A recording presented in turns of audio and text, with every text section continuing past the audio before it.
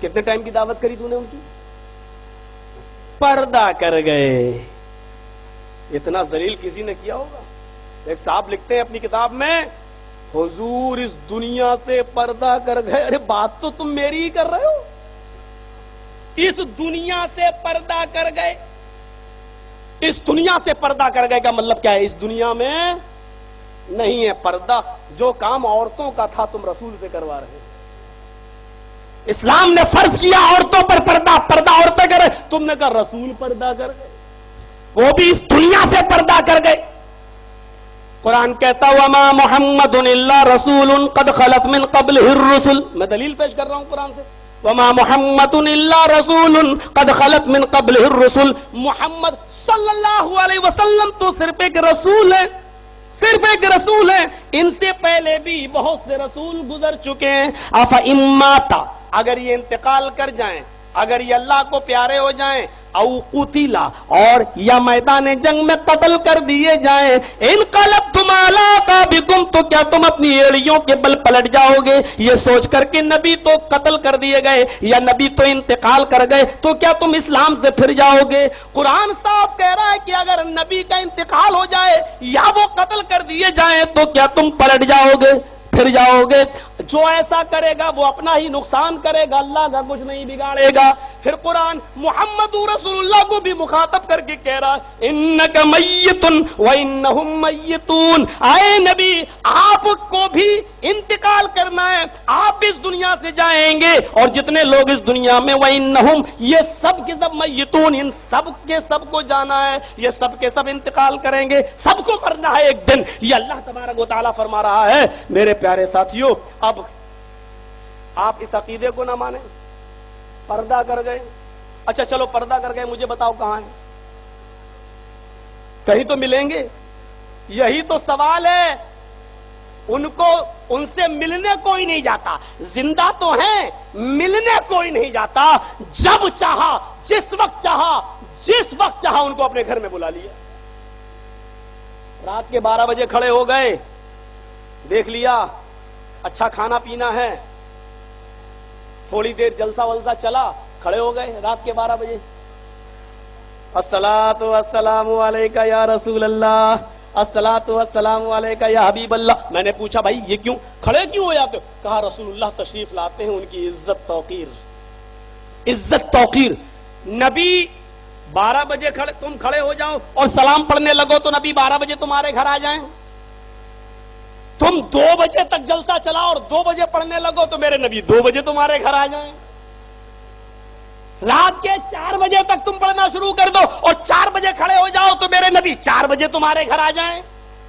یعنی میرے نبی اپنی مرضی کے مالک نہیں ہے، تمہاری مرضی پر ڈیپینڈ ہے. تم جس وقت چاہو گے بلاؤ گے ہمارے نبی کو اپنے گھر. میرا نبی تمہارا غلام ہے، نعوذ باللہ. تم میرے نبی کے غلام نہیں. ہم میں اور تم میں فرق اتنا ہے، ہم رسول کے غلام ہیں، تم نے رسول اللہ کو اپنا غلام بنا لیا ہے اور دعویٰ کرتے ہو کہ ہم سے زیادہ رسول کو ماننے والا کوئی نہیں ہے. میرے بھائیوں، اگر رسول اللہ زندہ ہے تو تم کو جانا چاہیے رسول اللہ سے ملاقات کرنے کے لیے. رسول اللہ کو اپنے گھر نہیں بلانا چاہیے، اس لیے کہ انسان خود چل کر جاتا ہے باعزت انسان کے پاس. ایک مسجد میں ہمارے اٹاوا میں تو ہم جہاں چاہیں وہاں نماز پڑھ سکتے ہیں، کوئی کچھ نہیں کرتا. معلوم ہے ایک بار کسی نے پتھر پھینکا تھا، 50 دکانیں جلا دی تھی ہمارے ساتھیوں نے. مولانا چرچیز پہ پتھر اس دن سے ڈل گئے. تو وہاں یہ سگنیچر ہے ڈی ایم کی طرف سے، جو جہاں چاہے جس مسجد میں چاہے نماز پڑھ لے. تو ایک موقع پر گھس گیا میں نماز پڑھنے کے لیے، اذان کا ٹائم تھا، گھس گیا. لیکن میں نے وضو اتنی دیر میں بنایا کہ وہ جماعت ختم ہو جائے تاکہ بعد میں پڑھ لوں. لیکن اتفاق کہیے کہ وہ بھی بڑی لمبی قرات کرنے لگا.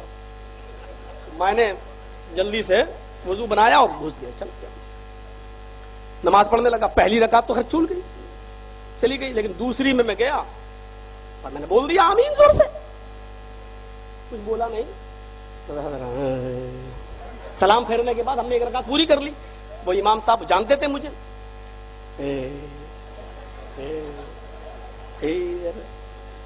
ہم نے کہا امام صاحب آپ کیوں ہنس رہے ہو؟ بولا تم لوگ تو نماز پڑھتے نہیں ہو میرے پیچھے. میں نے کبھی دہراؤں گا یار. بولے کیوں؟ میں نے کہا ہو رہی تھی تو پڑھ لیا. اب الگ پڑھتا تو وہ بھی اچھا نہیں تھا. ہم انتشار نہیں چاہتے ہیں، ابھی میں دہرا لوں گا. تو یہ दोहराना ही था तो पढ़ी क्यों? मैंने कहा फितने से बचने के लिए, ये भी एक जरूरी है। तो कहने लगा चलो आप आ तो गए हो, हमने कहा आपने बुलाया था इसलिए आए, हम अपनी मर्जी से जुड़ गए। हमने कहा बुलाया? मैंने कहा पूछो मौज़िन हय्या अला सलाह का, आओ नमाज के लिए, अज़ान सुनी हम चले आए। मैंने कहा लेकिन एक चीज तुमने, 3 चीजें हमसे पूछी, हमने कुछ कहा नहीं। मैंने कहा एक चीज मौलाना साहब आप भी बता दीजिए। बोले क्यों? हमने कहा आपके मुअज्जिन ने अजान से पहले अस्सलातु वस्सलामु अलैका या रसूल अल्लाह पढ़ाता, या हबीब अल्लाह पढ़ाता, वो क्यों? कहा तुम नहीं समझोगे। हमने कहा तो समझाओ ना। कहने लगा कि रसूलुल्लाह तशरीफ लाते हैं, वो हमारी मस्जिदों में आते, तुम्हारी मस्जिदों में नहीं। मैंने कहा अपनी बात पर अटल रहना अगर तुम एक बाप की औलाद हो। बोला क्या? अटल हूं। मैंने कहा अजान दी गई, सलाम पढ़ा गया, कहा? हमने कहा नबी तशरीफ लाए। बोला हाँ। हमने कहा नबी ने नमाज पढ़ी या नहीं पढ़ी? कहता कि नमाज तो पढ़ी है। मैंने कहा तेरे पीछे पढ़ी है, तूने अजान दी, सलाम पढ़ा, रसूल को बुलाया, रसूल आ गए, नमाज तो तूने पढ़ाई, और कहता है कि मेरे रसूल ने पढ़ी तो तेरे पीछे पढ़ी है। यही इज्जत करते हो तुम रसूल की? मैंने तो नहीं देखा अल्लाह के रसूल मस्जिद में आए, और जब तुमने देखा आए तो कम से कम इतना ही कह देते आइए या रसूल अल्लाह आप आगे चलिए, हम खुश नसीब हैं। ये वहाबियों को कहां नसीब होगा? आप आइए और नमाज पढ़ाइए, हम आपके पीछे नमाज पढ़ना चाहते हैं। मेरे भाइयों, क्यों? मैंने उससे कहा क्यों नहीं कहा तुमने? कहता है हुजरे में चलो तो मैं अकेले में बताऊंगा। मैंने कहा हुजरे में चलो अकेले में बताओगे? सवाल तुम सबके सामने कर रहे हो हैं? वो तो पर्दा कर गए। हमने कहा पर्दा कर गए, फिर तुम बुलाते क्यों? कहा दुनिया से पर्दा कर गए। मैंने कहा अभी तो तुमने कहा वो मस्जिद में तशरीफ लाते हैं, जब दुनिया से पर्दा कर गए तो मस्जिद में, कहा तुम नहीं समझोगे। मैंने कहा तुम समझा नहीं पा रहे हो, तुम समझा नहीं पा रहे हो। अरे आप फैसला करो, ये दुनियावी 3 जिंदगी है। एक जिंदगी जो हमें और आपको मिल रही है, एक जिंदगी मरने के बाद और कयामत से पहले की जिंदगी, जब हम कब्रों से उठेंगे, उठने से पहले, कब्रों से जब दोबारा जिंदा उठाए जाएंगे उससे पहले की, यानी मर जाने के बाद कब्रों से दोबारा उठाए जाने से पहले पहले की ये जिंदगी, ये बरज़खी जिंदगी कहलाती है। ये जिंदगी जिसमें हम जी रहे हैं ये 3rd क्लास की जिंदगी है। आप फैसला करिएगा, ये 3rd क्लास की जिंदगी है। मरने के बाद जो जिंदगी शुरू होगी वो 2nd क्लास, यानी 3rd से ऊपर 2nd क्लास की जिंदगी होगी, क्योंकि अच्छे लोगों को इनामात मिलेंगे, नवाजिशें होंगी, और बुरे लोगों पर अजाब होगा।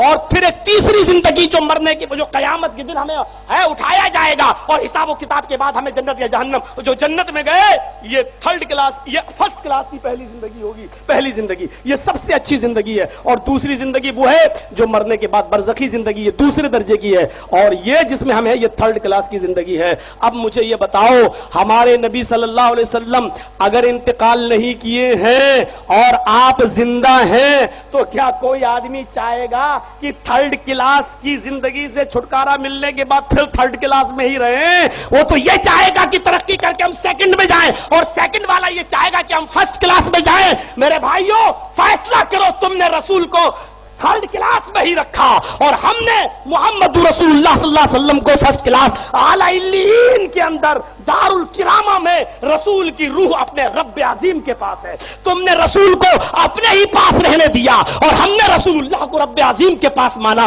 अब बताओ, जो अपने पास रसूल को बांधे रखा हुआ है वो रसूल की इज्जत कर रहा है, या जो रसूलुल्लाह को रब्बे अजीम के पास मानता है वो रसूल की इज्जत कर रहा है? तुम्हें मालूम नहीं है तुमने पंगा किससे लिया है।